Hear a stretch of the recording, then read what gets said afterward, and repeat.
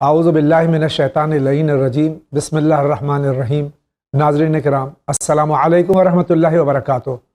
مسائل زندگی میں پھر آپ کا ایک بار استقبال ہے، اور آج ہمارے اسٹوڈیو میں مہمان ہیں حجت الاسلام جناب مولانا روح ظفر صاحب قبلہ، امام جمعہ و جماعت، مرکزی جامع مسجد ممبئی۔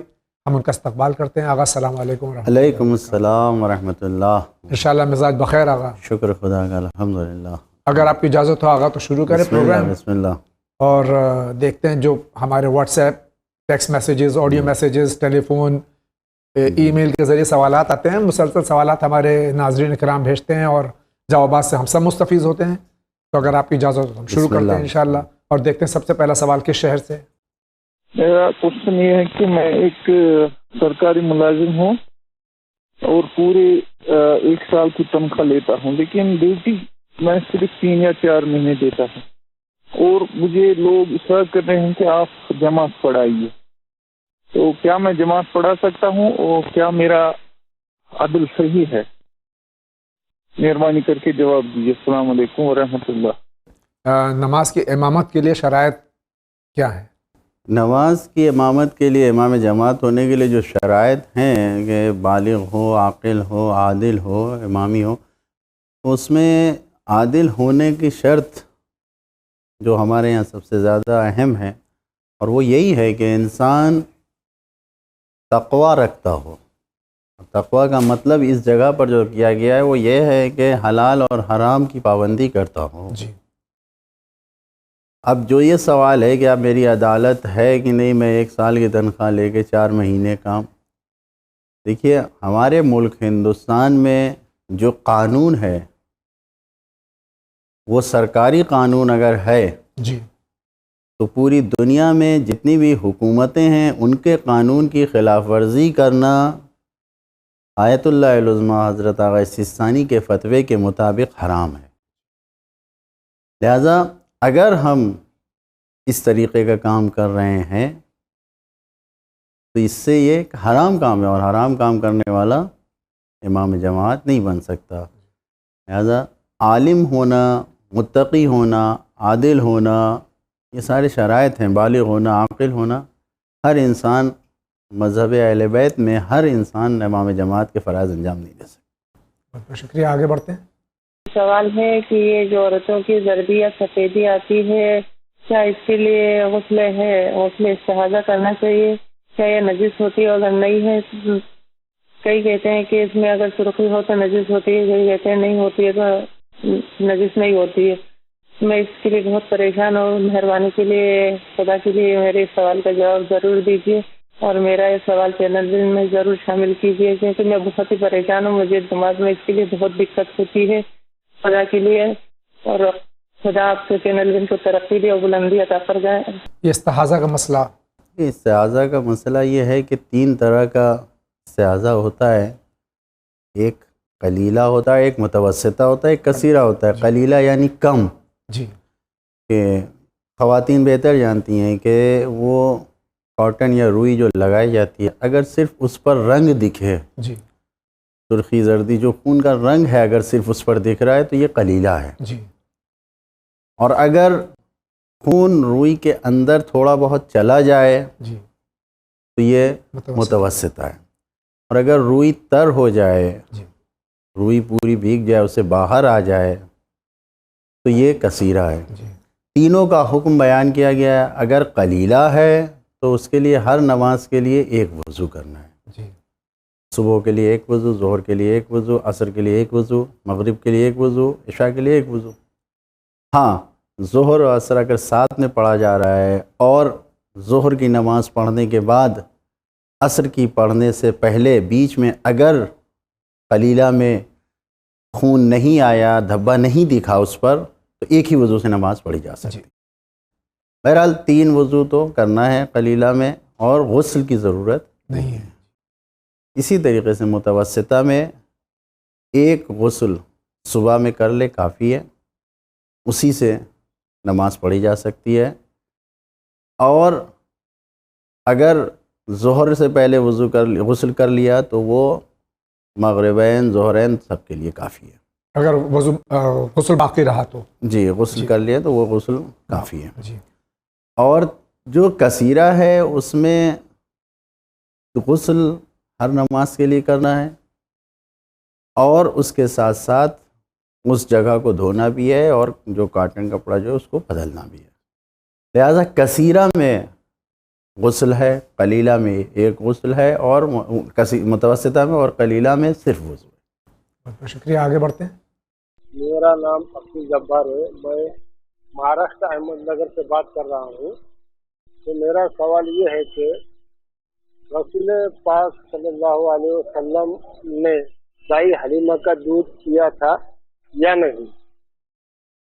قرآن میں تو موسیٰ علیہ السلام کسی دائی کا دودھ پیتے نہیں ہیں، لیکن یہاں پر جو نبیوں کے سردار ہے وہ دوسرے کا دودھ آپ نے کیسے پیا؟ اس کا جواب دے۔ اور میرا دوسرا سوال یہ ہے، کیا رسول پاک صلی اللہ علیہ وسلم پر جادو ہوا تھا کیا یا نہیں؟ میں نے تو ایسا سنا ہے کہ نبی کوئی بھی چیز سے متاثر نہیں ہوتا، یعنی ان پر کسی چیز کا اثر ہو نہیں سکتا، تو اس کا آپ جواب دیں۔ اللہ حافظ۔ ہمارے بھائی مہاراشٹر سے سوال کر رہے ہیں، اور دو سوال ہیں۔ پیغمبر عظیم الشان اسلام حضرت محمد مصطفیٰ صلی اللہ علیہ وآلہ وسلم کے سلسلے کہ آیا آپ نے دائی حلیمہ کا دودھ نوش فرمایا تھا یا نہیں؟ یہ ایک تاریخی بحث ہے، یعنی جو تاریخ اسلام کے لکھنے والے ہیں انہوں نے یہاں پر عقیدت میں نادانی کا ثبوت دیا ہے۔ معتبر محققین مثال کے طور پر الصحیح من سیرت النبی کے لکھنے والے سید مرتضیٰ عملی، جعفر مرتضیٰ عملی، اور نہ جانے کتنے ایسے لکھنے والے ہیں جنہوں نے جس دلیل کو یہ بیان فرما رہے ہیں یہ بھی دلیل اور دوسری دلیلوں سے ثابت کیا کہ ایسا کچھ نہیں ہے۔ آپ نے دودھ نہیں پیا؟ نہیں کسی پیا کا سوائے اپنی والدہ امام بالکل صرف اپنی والدہ سلام اللہ علیہ۔ جی۔ اور دوسرا سوال ان کا بھائی کا یہ ہے کہ پیغمبر عظیم الشان اسلام صلی اللہ علیہ وآلہ وسلم پر کیا جادو کا اثر ہوا تھا؟ ہرگز نہیں۔ جی، جو آپ کہہ رہے ہیں وہی عقیدہ برحق ہے، قرآنی عقیدہ ہے کہ نبی پر، امام پر کسی قسم کا کوئی اثر نہیں ہو سکتا۔ جادو ٹونا جو کچھ تصور ہے، کسی اثر کے تحت نبی امام نہیں آ سکتا۔ بہت بہت شکریہ، اگلا سوال لیتے ہیں۔ ہیلو، السلام علیکم، میں بامبے سے بات کر رہی ہوں اور میرا نام مہک ہے۔ ایکچولی مجھے اپنی شکایت بتانی تھی، یا التجا بول سکتے ہیں آپ لوگ۔ ایکچولی میرے پاس پہلے کیبل تھا، تو میں آپ کے ون چینل بہت شوق سے دیکھا کرتی تھی، لیکن ابھی کیبل نکال کر ہم لوگوں نے ڈش ٹی وی لگایا ہے، اور جہاں پر چینل ون نہیں آتا ہے، تو آپ سے صرف اتنی التجا ہے کہ ہو سکے تو آپ یہ ڈش ٹی وی کے چینل پر بھی آپ کا ون چینل کے لیے ریکویسٹ کیجیے اور وہ دکھائیے، کیونکہ ڈش ٹی وی لگا لیا اب ہم نے، اور ہم کو پتہ نہیں تھا کہ ون چینل اس سے نہیں آتا ہے۔ یہ بہن آپ کی شکایت سر آنکھوں پر ہے، ڈش ٹی وی پر نہیں ہے چینل ون، لیکن ہم نے فری ٹو ایئر یہ چھوڑا ہوا ہے اپنا چینل، آپ وہاں ریکویسٹ کیجئے، پریشر کیجئے کہ آپ کے ایریا میں کیوں نہیں آتا ہے۔ ہمارے یہاں سے کوئی پابندی نہیں ہے، ایڈمنسٹریشن کی طرف سے یہ بھی کہا گیا ہے کہ وہاں ڈش ٹی وی والے پیسے کا ڈیمانڈ کر رہے ہیں، جس وجہ سے ہم ڈش ٹی وی پہ اب تک نہیں دے پا رہے ہیں۔ آپ وہاں پر پریشرائز کیجئے اپنے ایریا میں، انشاءاللہ وہاں ضرور شروع ہوگا آپ کے ایریا میں۔ بہت بہت شکریہ۔ جے پور شہر راجستھان۔ میرا سوال یہ ہے کہ اسلام کے مطابق پیر فقیر بزرگان دینوں کی درگاہ یا مزار پہ جانا ٹھیک ہے یا غلط ہے؟ اور اگر جانا چاہیے تو کس انداز سے، کس جذبات کے ساتھ جانا چاہیے، وہاں کیا کرنا چاہیے جو غلط ہوئے اسلام کے مطابق؟ اللہ حافظ۔ کہ قبور پہ جانا، قبروں پہ جانا، کسی بھی عام مسلمان کی قبر پہ، چاہے کہ اولیاء اللہ کی قبر پہ جانا، بالکل جائیں، اولیاء کی قبروں پہ جانے میں کوئی حرج نہیں ہے، اولیاء امام بالکل جائیں، اس میں کوئی حرج نہیں ہے ان کی قبروں پہ جانے میں۔ اور وہاں پر کس انداز سے جائیں، یہ جو آپ نے سوال کیا ہے، اس انداز سے جائیں کہ آپ خود اپنے اور خدا کے درمیان یہ دیکھیے کہ آپ کے عمل سے خدا راضی ہے یا نہیں۔ اگر خدا سے قریب ہو رہے ہیں آپ وہاں جا کے تو ضرور جائیں، اگر وہاں جانے سے آپ خدا سے دور ہو رہے ہیں تو ہرگز نہ جائیں۔ بہت بہت شکریہ۔ آپ فرمائیے، آپ کا کیا سوال ہے؟ السلام علیکم، میرا نام سید فراست علی کاظمی، قصبہ بنت، ضلع شاملی، یو پی سے بول رہا ہوں۔ میرا پہلا سوال یہ ہے کہ نماز پڑھتے ہوئے جو ٹخنے کیا ٹخنے کھولنے کا حکم ہے؟ کیا یہ حضور کی سنت ہے؟ یہ بتائیے. دوسرا سوال میرا یہ ہے کہ داڑھی کا بڑھانا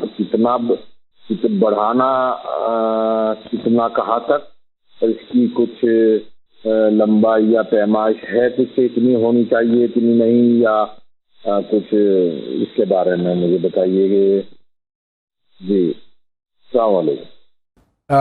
نماز کی حالت میں عام بھی جو ہے وہ ٹخنوں سے اوپر پائجامہ یا پینٹ وغیرہ پہننا کیسا ہے؟ دیکھیے، نماز میں جسم کا چھپایا جانا جو لباس مسلی ہے، اختیاری حالت میں انسان کے لیے پورے جسم کا چھپانا مرد ہو یا عورت واجب ہے. جی. مردوں کے لیے بھی مستحبات میں سے ہے کہ پورا جسم ان کا چھپا رہے. جی. اب یہ کہ ٹخنا کھولنا یا گھٹنا، مرد اگر پریشان ہے، مضطر ہے، نہیں ہے اس کے پاس، تو صرف شرمگاہ چھپا کے بھی نماز پڑھ سکتا ہے. جی. دوسرا سوال یہ بھی جواب کئی بار دیا جا چکا ہے، لیکن چونکہ سوال ہے سائل کا، جواب دینا واجب ہو جاتا ہے کہ داڑھی کی حد کتنی ہے؟ مکتب اہل بیت میں، مذہب اہل بیت میں داڑھی کی حد یہ ہے کہ جو سامنے آپ کے جو ہو وہ دیکھے کہ داڑھی اتنی کافی ہے. جی. یعنی جو آج کی جو مشینیں ہیں کہ 2 نمبر 3 نمبر سے داڑھی رکھے آدمی، جی. 0 نمبر کچھ نہیں، 0 اور مڑنا یہ حرام ہے. جی. داڑھی کا مڑنا جی. کتنی رکھنا یہ مکتب اہل بیت میں اس کی حد نہیں معین کی گئی ہے. جی. یہ ایک عرفی یعنی معاشرے میں کی چیز ہے. بعض سنت کی جو روایت ہے اس میں یہ کہا گیا ہے کہ بہرحال 1 مشت سے زیادہ نہیں ہونی چاہیے، کہ آدمی اس طریقے سے پکڑے تو 1 مشت کے اندر ہونی چاہیے. جی. یہ کہا گیا ہے. جی. لیکن وہ سب سنت اور مستحبات ہیں. واجب جو چیز ہے وہ داڑھی کا رکھنا ہے بس. بہت بہت شکریہ آغا. آپ فرمائیے، آپ کیا کہنا چاہتے ہیں؟ لکھنؤ سے بول رہے ہیں. ہم یہ جاننا چاہتے ہیں کہ جو تدفین کے بعد تلقین پڑھی جاتی ہے وہ کب سے شروع ہوئی؟ السلام علیکم. تلقین جو ہمارے مکتب اہل بیت میں مرحوم کے لیے پڑھی جاتی، مردے کے لیے جو دفن کیا جاتا ہے، یہ کب سے شروع ہوئی؟ یہ جب سے ہمارا مکتب و مذہب شروع ہوا ہے. خود پیغمبر اسلام نے تلقین پڑھا ہے، خود معصومین نے پڑھا ہے، اسی وقت سے یہ تلقین ہے. یہ ہماری ایجاد نہیں ہے. یہ سنت رسول صلی اللہ علیہ وآلہ وسلم ہے. آئیے اسی کے ساتھ آگے بڑھتے ہیں. جی، ہم اعظم گڑھ سے بول رہے ہیں. میرا نام فاطمہ ہے. اور ابھی اس سے پہلے ہم نے بتایا تھا کہ وہ ایک میری شادی ہو چکی ہے اور میرے ہسبینڈ کی جو جن سے میری شادی ہوئی ہے وہ یہ دوسری شادی ہے. ان کی جو پہلی شادی ہوئی تھی وہ پہلی شادی ہوئی تھی تو اس سے جو ہے ایک بچہ بھی ہے، ایک بیٹا بھی ہے. اور لڑکی کا تھوڑا جو تو لڑکی ساتھ میں، بعد میں لوگوں میں اختلاف ہو گیا، سب کچھ ہو گیا. تو انہوں نے جو ہے انتظار بھی کیا کئی 4 سال تک کہ شاید اب لڑکی سدھر جائے، اب میرے ساتھ رہے، لیکن ایسا نہیں ہوا. اور لیکن ابھی ان کے انہوں نے اس سے مطلب طلاق بھی نہیں دیا ہے اپنی پہلی والی بیوی کو، اور دوسری شادی بھی کر لی ہے. اور اس پہلی والی بیوی کے پاس ایک بیٹا بھی ہے، ایک بچہ بھی ہے.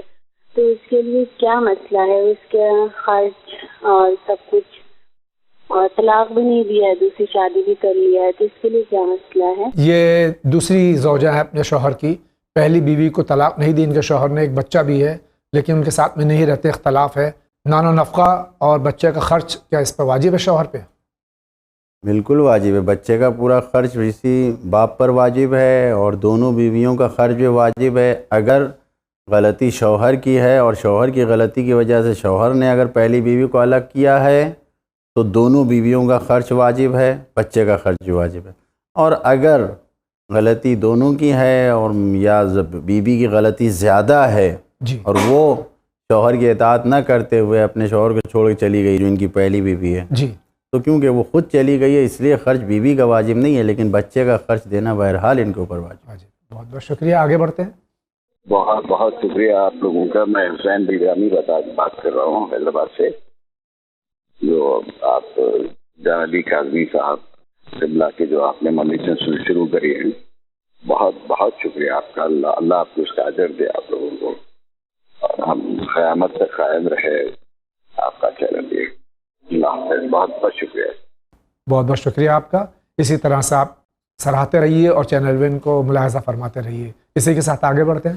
میرا سوال صرف اتنا ہے کہ پہلا سوال میرا یہ ہے کہ ہم کہتے ہیں کہ کہیں ہم زیارتوں کی جگہ جاویں، جیسے معصومین کے ہم مزاروں پہ زیارتوں کی جگہ جاویں یا اولیاء کے مزاروں زیارتوں کی طرف جاویں، تو ہم کہتے ہیں کہ وہاں سیکھنا چاہیے ہمیں کہ ہمارا مقصد کیا ہے اس دنیا میں آنے کا، ہمیں اللہ نے کیوں بنایا ہے. تو پھر ہم کیسے سیکھیں وہاں جا کے کہ ہمارا مقصد اللہ نے ہمیں اس کائنات میں کیوں خلق کیا.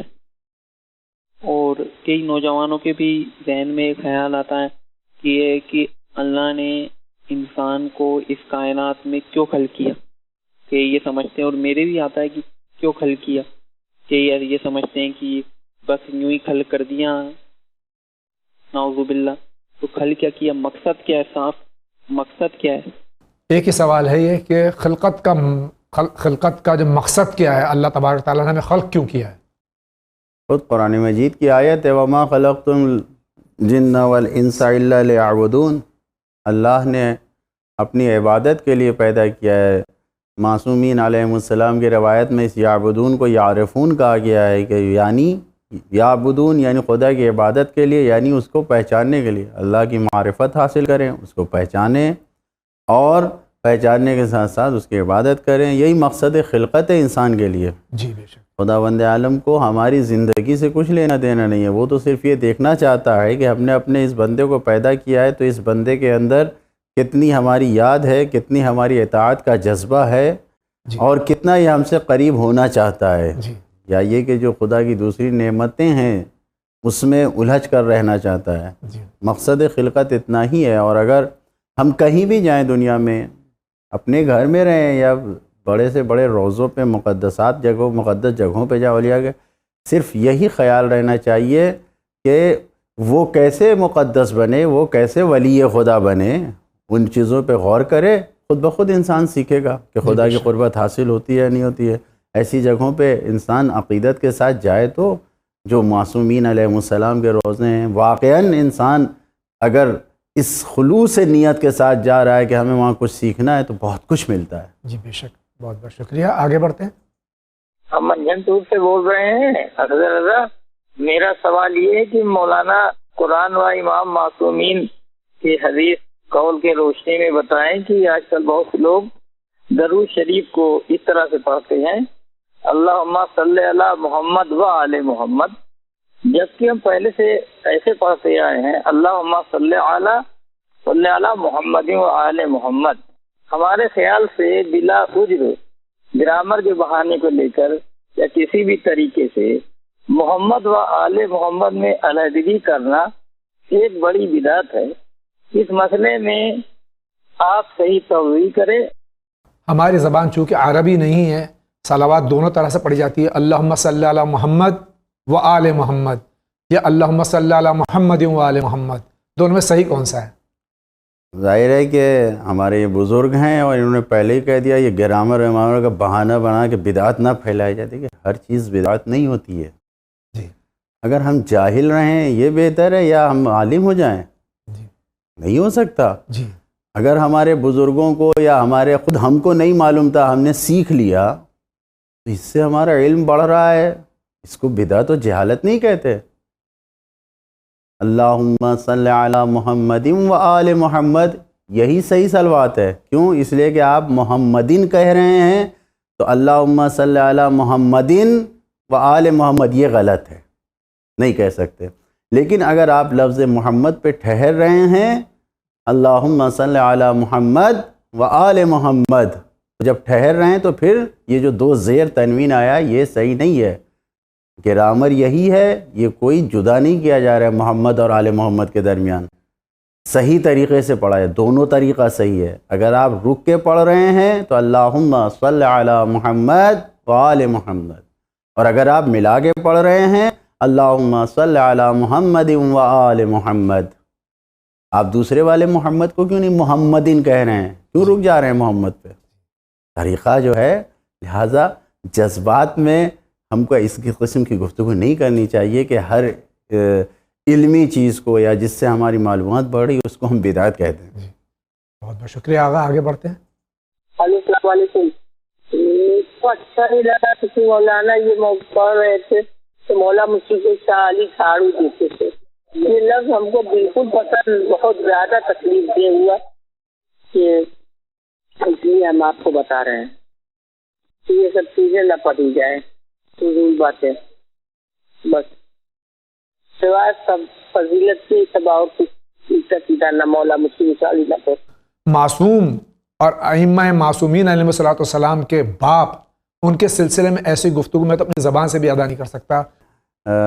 کسی مولانا نے پڑھا نہیں ہوگا, اگر آپ نے سنا ہے تو آپ یہ سوچ لیے کہ غلط سننے میں وہ آیا ہوگا, انہوں نے نہیں پڑھا. ہو سکتا ہے کوئی پینے والے کو سزا دینے کا بیان ہو, کچھ ہو اس طریقے کا کوئی واقعہ ہو, ورنہ کوئی مولا کا چاہنے والا ادنا معرفت بھی اگر رکھتا ہے علی علیہ السلام کی تو اس قسم کی گفتگو نہیں کرے گا. بہت بہت شکریہ, آگے بڑھتے ہیں. جی میں گجرات ضلع بھاؤنگر ٹانا سے بول رہا ہوں. میرا سوال یہ ہے کہ عید وفات یعنی شوہر کے گزر جانے کے بعد عورت جو عید وفات 4 مہینہ 10 دن مناتی ہے تو اسلامی تاریخ کے حساب سے منائے گی یا پورے 130 دن 4 مہینہ اور 10 دن منائے گی؟ کیونکہ اسلامی تاریخ میں 29 یا 30 دن ہوتا ہے, تو کرپیا تفصیل سے بتائیے. عدہ وفات ہو یا عدہ طلاق ہو, یہ اسلامی تاریخ ہونی چاہیے یا انگریزی تاریخ؟ دونوں تاریخ سے صحیح ہے. اسلامی تاریخ سے ہی منایا جا سکتا ہے, پورا کیا جا سکتا ہے, اور انگریزی تاریخ جو ہوتی ہے اس سے بھی کوئی حرج نہیں ہے. بہت بہت شکریہ. اگلا سوال. جناب میرا نام محمد ظفر زیدی ہے, میں علی گڑھ سے بول رہا ہوں. جواد بھائی کو, مولانا صاحب کو خدمت میں میرا سلام. میرا سوال یہ ہے کہ کیا حافظ قرآن جو آج کل اتنے سارے ہیں ان کو عالم دین کہا جا سکتا ہے؟ بس اس کا جواب مجھے مولانا سے چاہیے تھا. حفاظ کو کیا عالم کہا جا سکتا ہے؟ اگر وہ صرف حافظ ہیں, صرف لفظوں کو حفظ کر لیا ہے تو وہ حافظ قرآن ہی بہترین باعظمت نام ہے. جی, عالم جس عنوان سے عالم کہا جاتا ہے نہیں ہے, لیکن اگر حفظ قرآن کے ساتھ ساتھ انہوں نے قرآن کی تعلیمات کا علم بھی حاصل کیا ہے تو وہ عالم ہیں. عالم قرآن بھی اگر ہے انسان تو اس کو عالم کہہ سکتے ہیں, ورنہ صرف الفاظ کو حفظ کرنے سے خود حافظ قرآن ایک عظیم بڑا محترم لقب ہے. حافظ قرآن کافی ہے. بہت بہت شکریہ. آپ کا سوال کیا ہے؟ میرا ایک کوشچن ہے, اس کا آنسر پلیز دیجیے گا ضرور. نام اپنا نہیں بتا رہا ہوں. میرا کوشچن یہ ہے کہ لوگ اکثر یہ کہتے ہیں کہ اس کا مال کھا لیا, اس کا مال کھا لیا, ایسا ہو جائے گا, ویسا ہو جائے گا, اس کا حق مار لیا, اس کا حق مار لیا. لیکن زیادہ تر قوم کے حالات یہ ہیں کہ سب مال امام کھا رہے ہیں, امام کا حق کھا رہے ہیں, خمس نہیں دیتے ہیں, خمس نکالتے نہیں ہیں. بہت ایسا ہوتا ہے کہ حسب حیثیت ہے, سب کچھ ہے, لیکن خمس نہیں نکالتے ہیں. تو ایسے لوگوں کا جب ظہور امام ہوگا تو امام ان کے ساتھ میں کیا کریں گے جنہوں نے امام کا حق کھایا ہے؟ امام کا حق کھا رہے ہیں, اعلی رسول کا حق کھا رہے ہیں, اور اس کے بعد بھی جو ہے وہ نمازی پرہیزگار بنتے ہیں. تو ان کے بارے میں آپ مجھے ذرا ان کا. ہم خود جو ہے وہ مرتکب ہوتے ہیں, خمس نہیں نکالتے ہیں جان بوجھ کر, اس سلسلے میں کیا شریعت کہتی ہے؟ شریعت کا حکم یہی ہے کہ اگر انسان خمس نہیں نکالتا ہے تو اس کا مال, اس کی کمائی, اس کا سب کچھ ناپاک ہے. جی, لہذا دوسروں سے کہا گیا کہ اگر حرام غذا سے بچو, اور اس میں یہ کہا گیا کہ جو انسان خمس نہیں نکالتا ہے اس کا کھانا پینا حرام ہے, اس کے یہاں نجس ہے, اس کے حرام اور ناپاک غذا سے بچو. یہ ہمارا یعنی ہماری شریعت کا حکم ہے. لہذا ایسے لوگوں سے ہم سے تو یہی کہا گیا ہے جی کہ ہم ان سے بچیں. جی, ہر تمام اہل بیت کا اگر چاہنے والا ہے تو اس کو یقینی طور پر کوشش کرنا چاہیے اور اس پر عمل کرنا چاہیے کہ اگر 1 روپیہ بھی بچ رہا ہے سال میں جی تو اس کا 1/5واں حصہ 20 پیسے نکالیے تاکہ اس حرام اور گناہ سے بچ سکیں. رہا سوال یہ کہ ہمارے امام کیا کریں گے, امام کی ذمہ داری کو ہم نہیں معین کر سکتے. جی انشاءاللہ وہ ظہور فرمائیں اور وہ خود فیصلہ سمجھیں گے کہ فیصلہ کریں گے کیا کرنا ہے. بہت بہت شکریہ. اگلے سائل کا سوال لیتے ہیں. شیعہ اور سنی کون ہے؟ شیعہ کون ہے اور سنی کون ہے؟ میں وہ گاؤں مدھیہ پردیش سے بول رہی ہوں.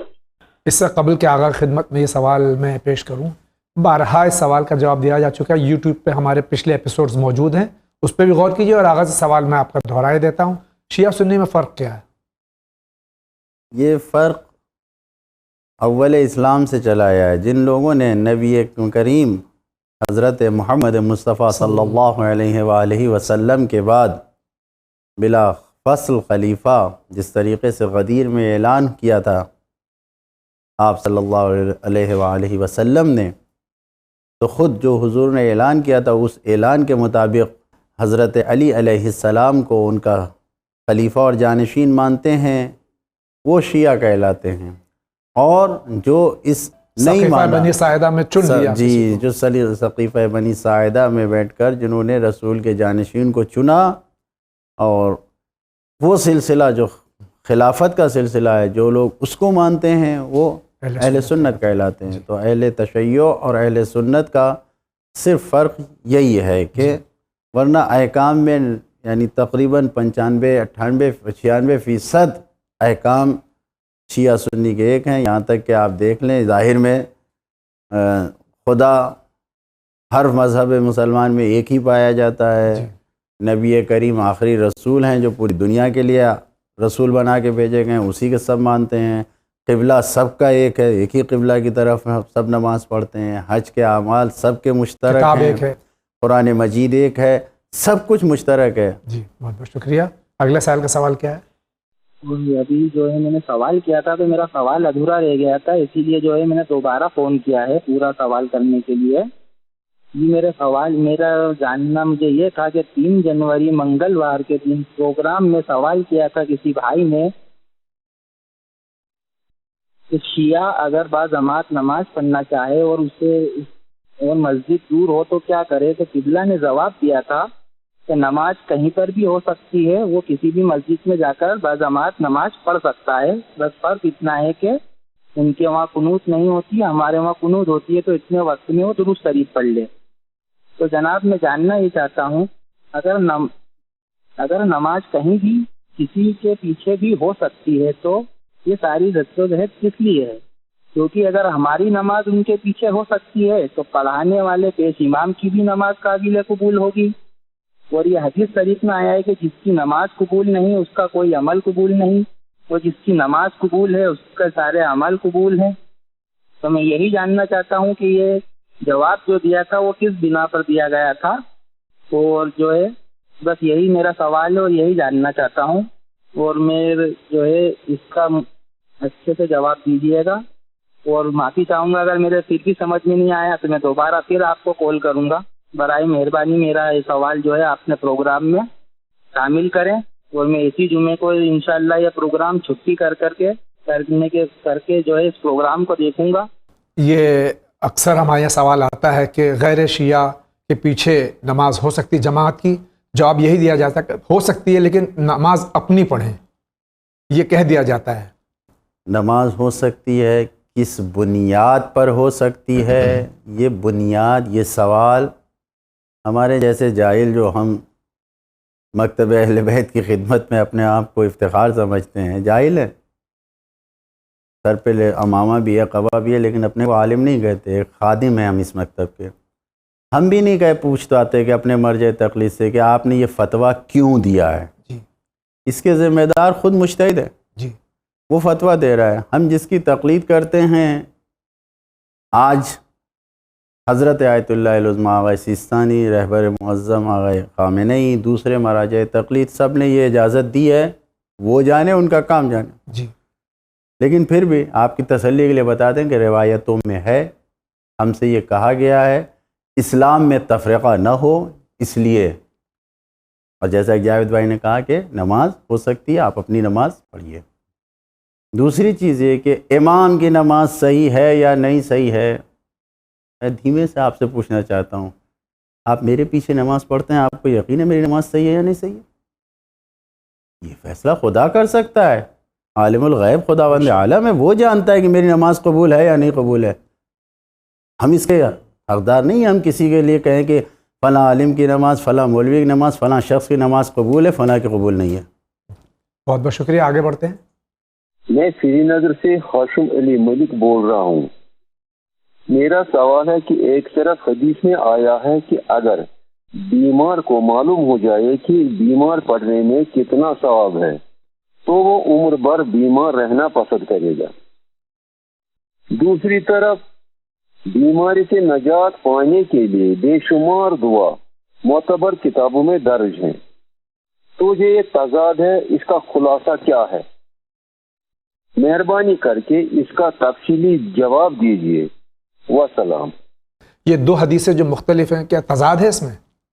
تضاد نہیں ہے، یہ تعلیم و تربیت کا طریقہ ہے کہ انسان بیماری اور پریشانی اور بلایا میں مبتلا ہو کے ایسا نہ ہو کہ اپنے آپ میں عاجز آ جائے، اور خدا نہ کردہ سب سے سخت امتحان انسان کے لیے موت ہے.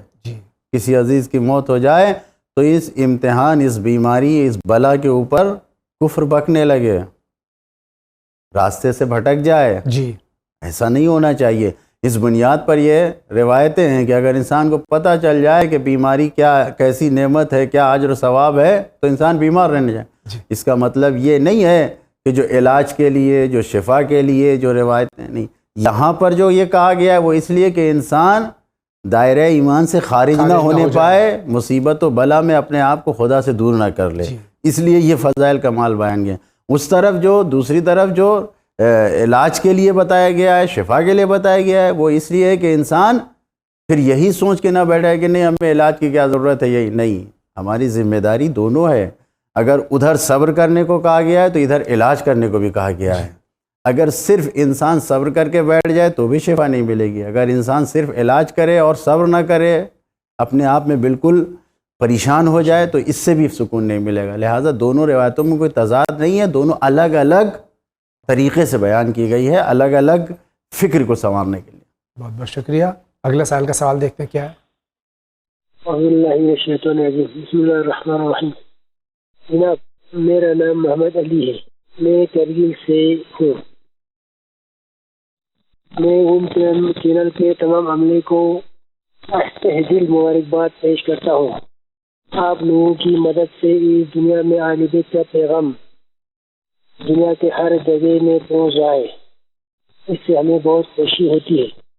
جناب، میرا سوال یہ ہے کہ ابالے ہوئے پانی سے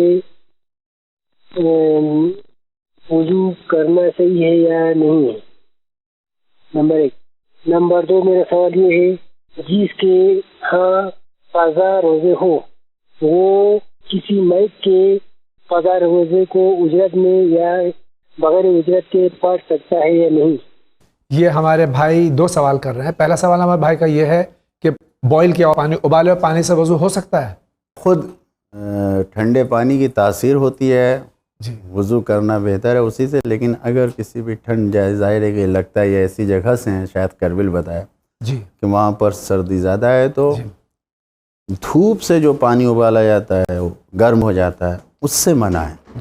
دھوپ سے تسخین کہتے ہیں، یعنی تسخین والا پانی استعمال نہیں کرنا چاہیے، بہتر ہے خود سے ابال کے گرم کر کے پانی، کوئی حرج نہیں. دوسرا سوال ہمارے بھائی کا یہ ہے کہ جس کی خود کی نماز یا روزہ قضا ہو، وہ اجارے پہ نماز یا روزہ دوسرے کی پڑھ سکتا ہے؟ پہلے اپنی ادا کرنا ہوگا، جی، اور پھر نماز میں بھی پہلے اپنی ادا کرے اور اپنی قضا کو پورا کرے، پھر اجارے کے لیے. اور نماز میں تو اجازت مل سکتی ہے جی کہ اگر انسان کی خود کی قضا ہے اور کسی سے اجارہ بھی لے لیا ہے اپنے خرچ کے لیے، تو اس کو پڑھ لے، اپنی قضا کو بھی ادا کر لے بعد میں، کیونکہ وقت لیکن روزے میں اگر انسان کے پاس اوپر روزہ خود کا قضا ہے تو کسی کا روزہ اجارہ قضا نہیں کر سکتا. خاص کر کے جب وقت بالکل ہی نہیں ہو. مثال کے طور پہ ماہ رمضان میں اس کا روزہ چھوٹا اور اب ماہ شعبان آ گیا، 10 روزے چھوٹے ہیں، 10 روزے 10 ہی دن شعبان کے بچے، اگلا ماہ رمضان آ رہا ہے، تو اس کے اوپر واجب ہو جائے گا اس روزے کی قضا کرنا. اس میں نہ کسی کا اجارہ لے سکتا ہے، نہ کوئی سنت و مستحب روزہ رکھ سکتا ہے. شکریہ. آگے بڑھتے ہیں. بانو بنگلور سے.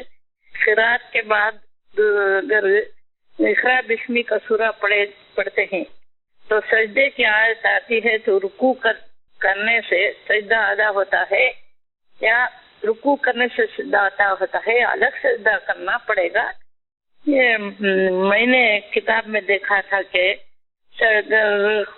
अलहम के बाद अगर इकरा बिस्मी की सूरत आए उसमें सजदा आए तो रुकू करना काफी है, रुकू में जाना हो तो सजदे की जरूरत नहीं। इस सवाल का जवाब, नमाज में अगर हम दूसरा सूरा कोई ऐसा पढ़ें जिसमें सजदा वाजिब सजदे की आयत हो तो क्या रुकू में सजदा हो जाएगा या सजदा नहीं, करना ऐसा है? कुछ भी नहीं है, सजदा अपनी जगह पे सजदा करना होगा। शुक्रिया। आप फरमाइए, आप क्या कहना चाहते हैं? मैं दिल्ली से रबाब जहरा बात कर रही हूँ। कुछ दिन पहले मैंने मजलिस में सुना है कि मौला अली फरमाते हैं कि मान लीजिए कि कहीं जमीन पे शराब का एक कतरा गिरा है, बहुत शराब, उस जगह पे कोई पेड़ उग गया, उसी पेड़ के पत्ते किसी बकरी ने खाए और उस बकरी का पका हुआ गोश्त भी मौला अली नहीं खाएंगे। तो मेरा सवाल ये है कि हमारे एक रिश्तेदार हैं तो वो शराब पीते हैं और हम उनके घर पूरे साल नहीं जाते, लेकिन बस एक मौके पर जाते हैं, साल में एक बार नजर नियाज के मौके पर 22 रजब पर। तो मेरा सवाल यही है कि मतलब, और वो अपने हाथ से नजर नियाज का पकाते भी हैं, तो क्या हमें उनके घर जाना चाहिए या नहीं? मुख्तसर कर दूं सवाल को कि शराबी के घर जो मुसलसल शराब पीता हो उसकी यहाँ नज़र नियाज में जाना कैसा है? अस्तग़फिरुल्लाह, इंसान को ये बहुत ही असीम गुनाह खुदा से जंग कहा गया है। शराब से परहेज़ करना चाहिए और ऐसा इंसान जो नज़र नियाज को भी मानता हो, उस पर भी एतक़ाद रखता हो और उसके बाद ऐसा गलत काम करे, तअज्जुब है।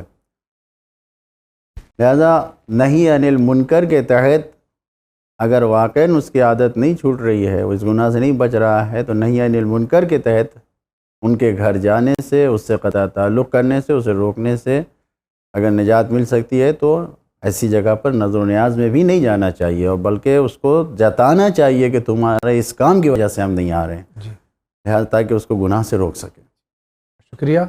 आप फरमाइए। जी, मैं आर खान बोल रहा हूँ, इंदौर बड़वानी मध्य प्रदेश। मेरा सवाल ये है मौलाना साहब से कि हजरत अली रज़ी अल्लाह ताला अन्हु को ये यकीन था कि वक्त आने पर मदीना वाले काम नहीं आएंगे, कूफा वाले काम आएंगे।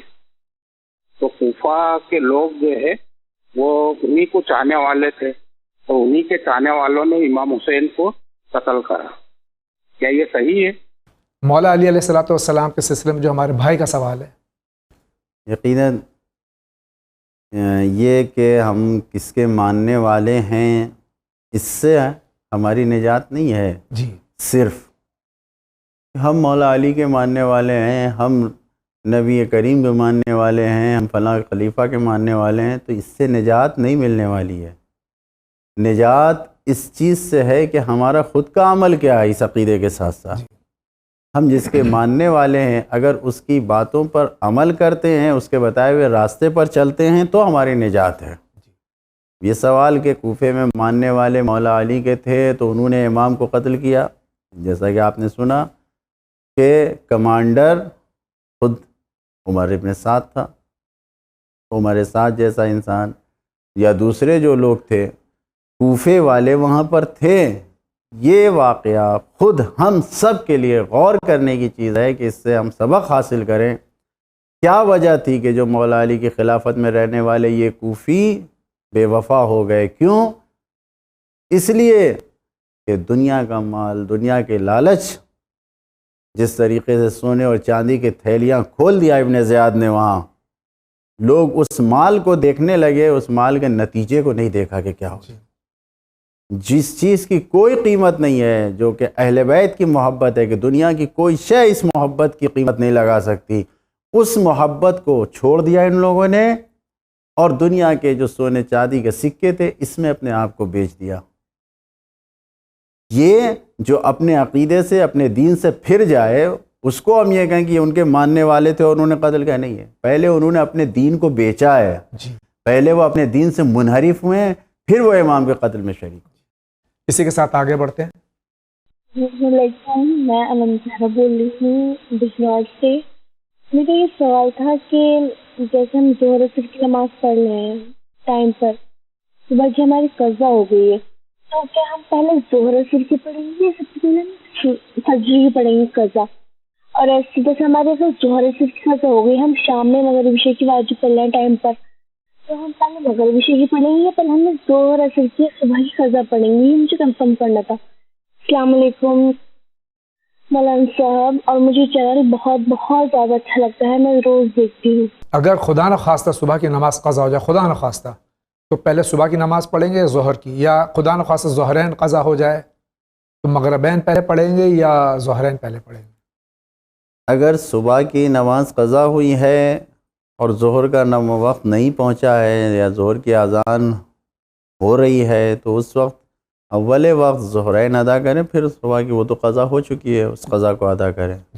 لیکن اگر اول وقت گزر چکا ہے اور اب انسان وقت گزرنے کے بعد نماز پڑھ رہا ہے کہ ظہرین کا بھی اول وقت نہیں، تو پہلے صبح کی پڑھ لے بہتر ہے، پھر ظہرین پڑھے۔ اسی طریقے سے مغربین بھی اول وقت کی فضیلت حاصل کرنا چاہتا ہے یا جماعت کی فضیلت حاصل کرنا چاہتا ہے انسان، تو پہلے مغربین پڑھ لے، ظہرین تو قضا ہے۔ لیکن اگر اول وقت بھی نہیں ہے، جماعت بھی نہیں ہے، تو بہتر یہی ہے کہ ترتیب سے پہلے ظہرین کی قضا کرے پھر مغرب۔ بہت بہت شکریہ، آگے بڑھتے ہیں۔ میں رامپور سے بول رہا ہوں۔ میرا سوال یہ ہے کہ میں سنی ہوں اور ہمارے سنیوں میں یہ کہتے ہیں کہ دیوبندی کے پیچھے نماز نہیں ہوگی اور بریلوی کے پیچھے نماز بھی نہیں ہوگی۔ میرا مولانا صاحب سے سوال یہ ہے کہ کیا کسی بھی مسجد میں ہم نماز پڑھ سکتے ہیں، نماز ہو جائے گی یا نہیں ہوگی؟ السلام علیکم۔ آپ سننی ہے تو کیا ہوا، آپ ہمارے بھائی ہیں، مسلمان ہیں؟ تو دیوبندی بریلوی والا جو مسئلہ ہمارے بھائی فرما رہے ہیں قطعاً غلط ہے۔ تعلیمات اسلامی اور جو ہمارے نبی کریم اور ان کے اہل بیت کی تعلیمات ہے، یہ اس سے بہت دور ہونے کا نتیجہ ہے کہ اس طریقے کے اختلافات میں ہم پڑ گئے ہیں۔ جو تعلیم اسلام کی ہے وہ ایک کلمہ ہے، لا الہ الا اللہ محمد رسول اللہ۔ اب اس کے بعد کوئی گنجائش نہیں رہ جاتی کہ ہم دیوبندی ہیں، ہم بریلوی ہیں، ہم حنفی ہیں، ہم مالکی ہیں، نہیں معلوم ہم جعفری ہیں، نہیں۔ سارے اسلام کے دیکھیں کہ نبی کریم نے کون سی تعلیمات بتائی ہے، جو صحیح دین اسلام ہے اس کے اوپر جائیں۔ اور اگر ہم دلیل و حجت کے ساتھ کسی فقہ کو مانتے بھی ہیں تو اب اس میں ہم کسی دوسرے فقہ والے کو کافر نہیں کہہ سکتے، ان سے بیزاری نہیں کر سکتے، یہ ہمارے لیے جائز نہیں ہے۔ وراثت کے اس طریقے سے مسجدوں کو اپنے الگ کر لینا، مسجد اللہ کا گھر ہے۔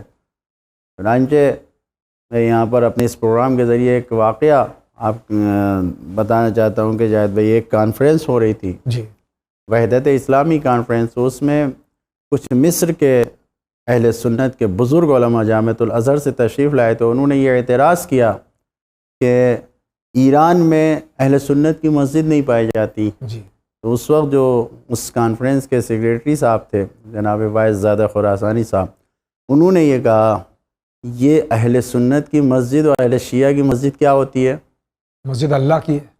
آپ مصر میں رہ کے آپ اس قسم کی باتیں کرتے ہیں، اسی سے تو آپ نے الگ کر رکھا ہے۔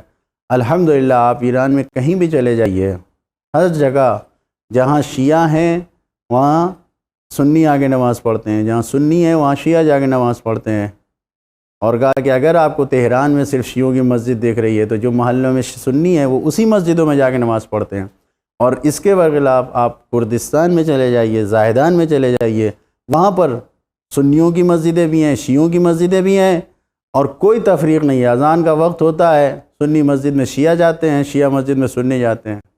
مسجد اللہ کا گھر ہے، شیعہ سنی کی مسجد نہیں ہے۔ لہٰذا یہ خیال، خدا کے لیے تمام مسلمانوں سے یہ اپیل ہے، یہ گزارش ہے کہ اس قسم کے خیالات کو دور کریں، یہ سب دشمن کی سازش ہے۔ بہت بہت شکریہ، اسی کے ساتھ آگے بڑھتے ہیں۔ السلام علیکم، میں بجنور سے بول رہی ہوں، میرا نام انم ہے۔ مجھے یہ پوچھنا تھا، جیسے مجھے پتہ ہے فلمیں جو ہم دیکھتے ہیں، مووی وغیرہ، بالی ووڈ، ہالی ووڈ، جیسے بھی ہو ہم دیکھتے ہیں، یہ تو مطلب گناہ ہی ہے، حرام ہے۔ لیکن جو ہم ڈیلی مطلب ایسے جو سیریلس وغیرہ آتے ہیں، سیریل مطلب اسلامک بھی ہوتے ہیں، مطلب مسلمانی بھی ہوتے ہیں، ہندو بھی، جیسے بھی ہو جو سیریل آتے ہیں، کہ جو ہم انہیں دیکھ سکتے ہیں یا نہیں، مجھے کنفرم کرنا تھا. اور مجھے آپ کا یہ شو بہت بہت زیادہ اچھا لگتا ہے اور یہ پروگرام بھی بہت اچھا لگتا ہے اور سارے شو مجھے بہت زیادہ پسند ہے. فلمیں ہوتی ہیں وہ دیکھنا گناہ ہے اور حرام ہے، لیکن ہماری بچی کا سوال یہ ہے، ہماری بہن کا، کہ جو دوسرے سیریلز آتے ہیں ان کا دیکھنا کیسا ہے؟ اگر اس سے کوئی غلط تعلیم نہیں مل رہی ہے، مثال کے طور پر برہنگی نہیں ہے، عریانیت نہیں ہے، تعلیم جو حلال و حرام ہے وہ نہیں مل رہی ہے، اور گانا، ناچ، موسیقی ان سیریل میں نہیں ہے، جو بالکل سوشل پروگرام ہیں، کوئی گھریلو جسے کہے جاتے ہیں، اگر ہیں تو اگر ایسے ہیں جی تو اس کے دیکھنے میں کوئی حرج نہیں. اسی طریقے سے مذہبی پروگرام جو آپ کے مذہب اسلام کے کی مووی اور جو سیریل ہیں اس کے دیکھنے میں بھی کوئی حرج نہیں.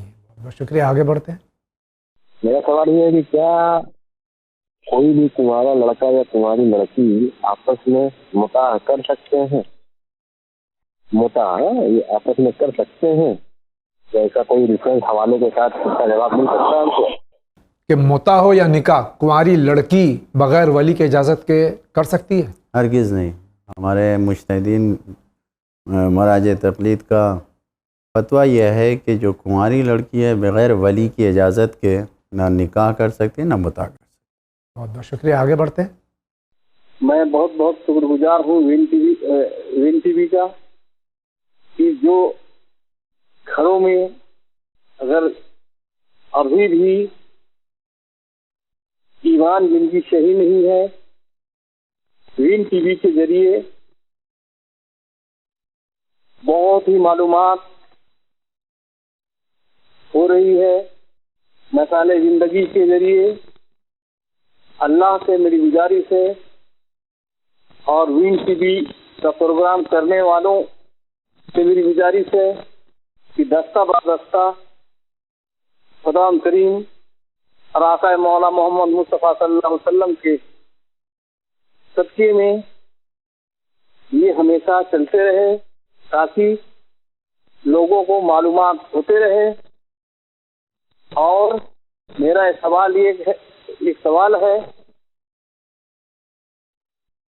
نماز پڑھنا میں 12 ربیع الاول سے شروع کیا ہوں اور تھوڑا پیروں میں کافی پریشانی ہے، دونوں پیر ہمارے فریکچر ہو چکے تھے. وضو جیسے ہوا وغیرہ کھل گیا تو وضو ٹوٹ جانے کے بعد کیا ہم تیمم کر کے نمازیں ادا کر سکتا ہوں یا نہیں؟ یا اللہ کے فضل و کرم سے ہمارے بھائی شاید پیروں سے معذور ہیں اور کسی وجہ سے عذر شرعی اگر ہے تو بغیر وضو کے صرف تیمم سے نماز پڑھ سکتے ہیں؟ اگر وضو نہیں کر سکتے، واقعاً عذر ہے، معذور ہیں، تو تیمم سے نماز ہو سکتی ہے. لیکن اگر کر سکتے ہیں، خود جانتے ہیں، جی خود جانتے ہیں اور خدا جانتا ہے، تو پھر نہیں کر سکتے. وضو کرنا ان کے لیے واجب ہے. واجب ہے. بہت بہت شکریہ، آگے بڑھتے ہیں. سید زاہد حسین آبدی جھانسی سے، شیعہ امامیہ مسجد کے پاس سے. مولانا علی جناب مولانا صاحب و جاوید زیدی صاحب، السلام علیکم ورحمۃ اللہ وبرکاتہ. میں سب سے پہلے تمام ون چینل کے افراد کو مبارکباد پیش کرتا ہوں. ون چینل شروع کیا کے لیے جاوید بھائی اور مولانا صاحب قبلہ کو پروردگار عالم اس ون چینل کو ترقی عطا فرمائے. میرا سوال یہ ہے کہ 70واں سورہ معارج آیت نمبر 17 میں جہنم کا تذکرہ کیا گیا ہے. جہنم سے نجات کا راستہ بہت محدود ہے، لہذا کن شرائط اور اوصاف کا پیدا کرنا ضروری ہے؟ تفصیل بیان کرنے کی زحمت گوارا فرمائیں تاکہ ہم مسلمان ان چیزوں پر عمل کر سکیں. شکریہ. مختصر کر دوں سوال کو، جہنم سے بچنے کا طریقہ کیا ہے؟ جہنم کے سے بچنے کا راستہ پوچھنے وجہ میں جہنم میں جاتا کیوں ہے انسان، یہ پوچھ. لیکن انسان جہنم میں تو نہیں ہے، جہنم کے باہر ہے، دو ہی جگہ، یا جنت ہے جہنم۔ اس وقت انسان جہنم میں نہیں ہے، اس کا مطلب یہ کہ جنت میں ہے۔ اگر انسان اپنے نفس پر قابو رکھے، اپنے آپ کو اللہ کی نافرمانی سے، اللہ کے سامنے گناہ کرنے سے بچائے، تو جہنم میں کیوں جائے گا؟ جہنم سے بچنے کا راستہ یہ ہے کہ اللہ کے حکم پر عمل کریں، گناہوں سے اپنے آپ کو بچائیں، تو خود بخود انسان محفوظ جہنم میں نہیں جائے گا۔ دوسری چیز یہ کہ شیطان کے شر سے اپنے آپ کو بچائیں، کہ شیطان انسان کو سکون سے نہیں رہنے دیتا۔ لہذا اگر شیطانی کاموں اور شیطانی سازشوں سے اپنے آپ کو بچائیں اور اللہ کی عبادت اور اطاعت کر رہے ہیں، تو انشاءاللہ جہنم سے بچیں گے انشاءاللہ۔ بہت بہت شکریہ آغا، آگے بڑھتے ہیں۔ ظہر کی جو نماز ہے، نام نہیں بتا رہے اپنا، وہ اس کا اول وقت جو ہے وہ کیا ظہر سے پہلے ہے یا ظہر کے بعد ہے؟ مطلب جیسے اذان ہونے لگے تو ظہر کی نافلہ پڑھ سکتے ہیں یا نہیں پڑھ سکتے؟ اس کی پوری وضاحت کر کے بتائیے۔ اذان تو شرط نہیں ہے، لیکن اگر ظہر کا وقت داخل ہو گیا تو پہلے نافلہ پڑھنا ہے یا پہلے ظہر پڑھنا ہے؟ ظہر کا جو زوال عرفی کہا جاتا ہے، جو زوال کا وقت ہے اسی وقت نافلے کا وقت شروع ہو جاتا ہے۔ جی، اذان شروع ہوئی ہو یا نہ ہوئی ہو اس سے کوئی مطلب نہیں ہے، اسی وقت سے نافلہ شروع ہو جاتا ہے۔ بہت بہت شکریہ، آگے بڑھتے ہیں۔ میں کشمیر سے بول رہا ہوں۔ میرا کوشچن یہ ہے کہ اگر نماز پڑھتے وقت ماں نے بلایا تو کیا کرنا ہے؟ ہمارے بھائی کا سوال ہے، میں اس میں اضافہ کر دوں کہ اگر واجب نماز ہم پڑھ رہے ہیں اور ماں نے آواز دی تو کیا کرنا چاہیے؟ واجب نماز کو نہیں چھوڑ سکتے، نہیں چھوڑ سکتے۔ اور ہاں یہ ہے کہ واجب نماز میں بھی جو واجب ارکان ہیں ان کو ادا کر کے نماز کو مختصر کر کے جلدی کر کے آدمی ماں کی اطاعت کے لیے حاضر ہو جائے۔ واجب نماز کو نہیں چھوڑ سکتے، باقی اگر کوئی غیر واجب نماز ہے تو اس میں اس کو توڑ کے فوراً ماں کی اطاعت واجب۔ شکریہ، آگے بڑھتے ہیں۔ میرا سوال یہ ہے کہ آدم علیہ السلام نے گندم کا دانہ کھائے اور وہ خطا کی، اس لیے اللہ نے ان کو دنیا میں بھیجا، لیکن قرآن میں صرف شجر کا ذکر ہے، پھل کا نہیں ہے۔ تو میں نے ایک تقریر میں عبدالحکیم بوترات کی تقریر میں سنا کہ انہوں نے گندم کا دانہ نہیں کھایا، بلکہ انہوں نے جو ہے تو مطلب کہ شجر سے شجرا بنا، تو اس شجرے میں انہوں نے داخل ہونے کی تمنا کی اور اللہ نے ان کی تمنا بھی پسند نہیں کری، اس لیے اللہ تعالیٰ نے ان کو دنیا میں بھیجا۔